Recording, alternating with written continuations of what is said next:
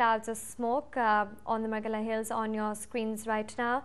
Rescue operations are also underway, but difficult roads are complicating this operation. It is becoming very difficult for the rescue teams to reach over there. It is a very hilly area. We were talking to a reporter earlier who told us how hilly this area is and how difficult it is to reach the injured.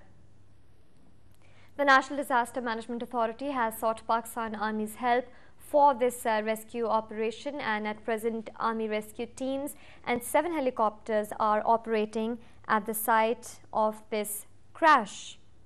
Emergency has been declared in all hospitals in Islamabad, and the injured are being brought to the hospitals. They're reported to be in a very critical condition with severe burn injuries.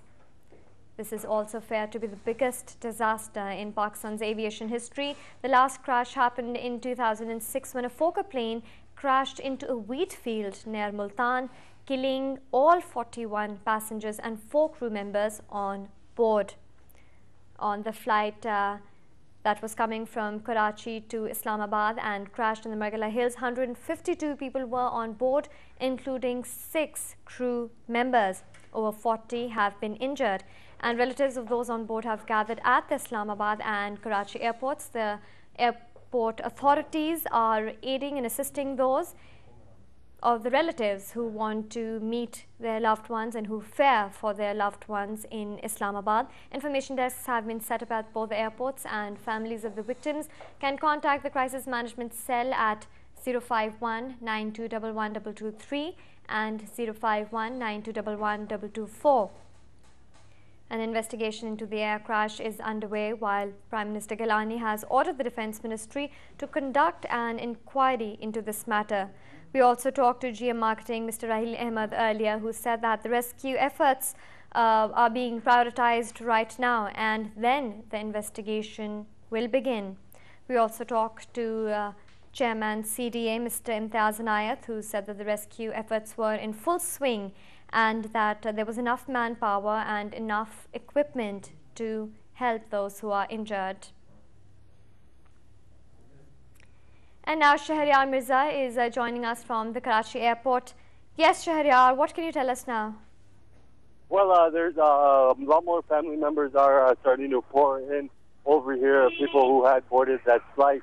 But as of now, all they're really being given is the flight list with the names of the passengers who had boarded, those who were on the list but didn't board.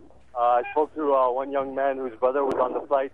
He said that his brother had boarded the flight, but as of yet, the Civil Aviation Authority has not given any list of survivors, and that it's and the Civil Aviation Authority says it's too early to create a list like that. So people over here are just waiting around, waiting for basically the news of their loved ones. Shahryar, you're present at the Karachi airport yourself, and a lot of relatives of those who were on board and those who are injured must be present over there. Have you talked personally to any of the relatives at the airport? What do they have to say? Do they feel that the airport authorities are assisting them? Are they getting the help that they need? Yes, well, I spoke to a couple of people. I mean, people are frustrated, but at the same time, they don't want to jump to any conclusions about the fate of their family members. One person who did tell me that his brother's on the flight, but he still has not received any information other than the fact that he did board. He didn't receive information as to what the condition of his brother is, if he's a survivor or what has taken place. So people over here are waiting. Some people are frustrated, but they're more distraught and at the tragedy, and they're not angry really, because they understand that so far news has not come of the victims. The names, a lot of people have not been identified as being survivors or anything like that. So they are just waiting, and a lot of them are distraught at the situation. All the flights from Karachi to Islamabad and Islamabad to Karachi have also been cancelled. Were you able to get in touch with any of the airport authorities? Have they said anything regarding this? How will they take the people, the relatives of those on board to Islamabad now? Well, Air Blue is going to be having a flight at 6 o'clock. They did not say whether the family members, they did say that if family members want to board that flight, they will be given priority. They have not specified whether those people will be taken free of charge or if they're going to have to pay for that flight. I did speak to a few other family members who said that what they're going to do is any flight they can catch. There's one at 1 o'clock. If they can catch any flight that's going, they're going to get on that through their own means. Right. Thank you. Thank you for talking to us. We'll talk to you again. Now, joining us in the studio is my colleague Shahriyar Rana. Thank you, Minna. We're now being joined by the chairman, NDMA, Mr. Nadeem Ahmed, for more updates. Mr. Nadeem Ahmed, thank you very much for joining us. Your comments, and first off, what is the NDMA doing for relief efforts regarding this terrible crash that has happened today?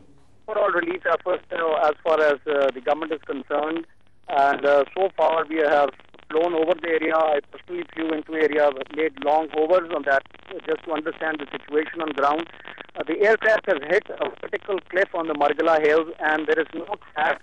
The accessibility. So the biggest issue we are facing is accessibility. Though on the ground we have urban search and rescue team available, and they are trying to bring out the bodies. The aircraft had caught fire after the crash, though the fire has reduced considerably because the aircraft did not have much fuel because it was about to land.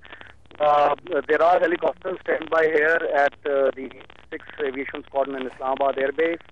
We have the hospital staff standby in PIMS.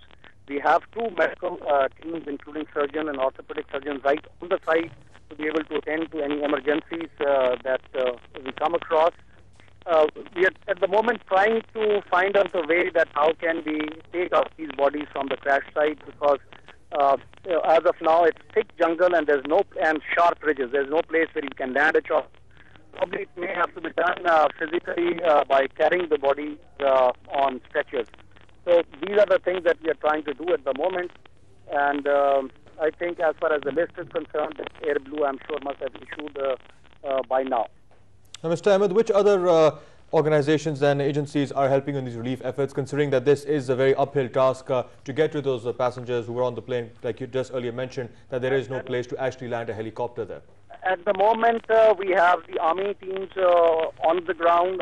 The brigade commander and the commanding officer both are physically there. We have our urban search and rescue team physically there. We have a team of doctors from PIMS, 8 surgeons, 4 orthopedic surgeons physically there. We have, at the moment, 4 helicopters. Some are flying, some are standby, just to see if there are any other passengers may have fallen right or left, trying to search for them. And find a place where we can even put one of the wheels of the chopper. We will like to lift the bodies through the helicopters rather than bringing them on. So almost every possible conceivable agency is there on the ground and is ready to receive casualties in the hospital. Also, Mr. Ahmed, could you apprise us how to the extent of damage and if the casualty count, if you could apprise us on the casualties? I think the casualties, to my mind, I just hate to say that, but I think the entire crew of 8 and 147 passengers died. So there are news of about 5-6 survivors. I have no doubt that after going to this crash, even if it is true or not, that is difficult to ascertain at the moment.